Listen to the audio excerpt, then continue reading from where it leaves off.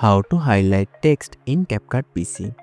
First, import the video clip onto the timeline. Add a text box. Change the text color to make it visible. Type underscore 4 times. Then drag it to cover the part of the text you want to highlight. Disable uniform scale from the right side. Increase the width to cover the text. Then increase the height to cover the text. Go to the animation tab and search for wipe animation. Adjust the animation duration according to your needs.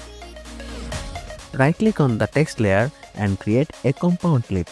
Go to the basic video, blend mode and change it to multiply. Let's see the preview. And that's how you can highlight text in CapCut PC. Thanks for watching.